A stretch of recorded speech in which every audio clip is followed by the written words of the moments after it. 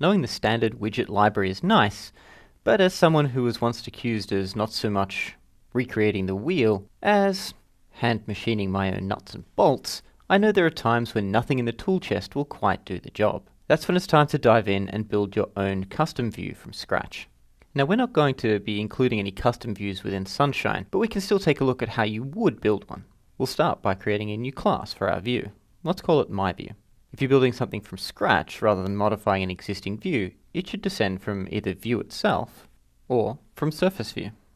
View offers a lightweight, canvas-based approach, while Surface View is designed specifically to support UI elements that require rapid redraws and/or 3D graphics, using something like OpenGL. It's perfect for views that display video or games.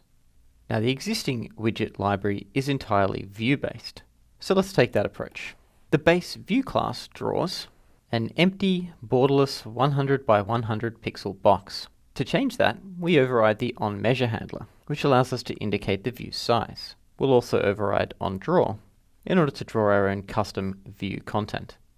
Now, if it turns out that your view should always be an empty 100 pixel box, then you're in luck. Otherwise, we need to do some work. So let's start by setting our view's size. OnMeasure is called when your view's parent is laying out its children. As you know, when you add a view to a layout, you can specify a specific height or width, but in most cases you'll want to either match parent or wrap the content.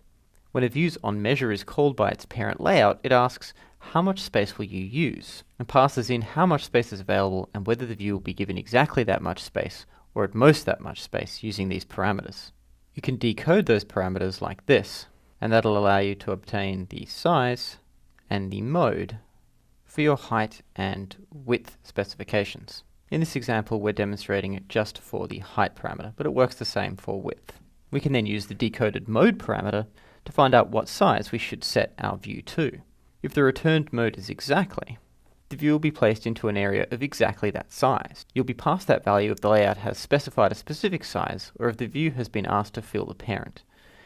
In either case, it's best practice to simply return the value passed in, unless that value is below your view's minimum size, in which case you can return the minimum value and rely on the parent layout to crop or scroll as necessary.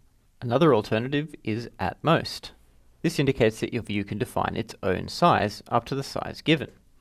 This is typically the case for views set to wrap content, where the view should be as wide as it needs to be to display its content, but no wider than that. And of course all of that's provided that it still fits within the parent container, as indicated by the size parameter.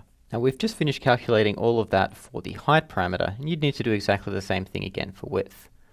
And once you've done that and determined the size of your control, you have to call the setMeasureDimension method.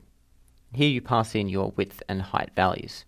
If you don't call the setMeasureDimension method, your app will crash as soon as your view is laid out.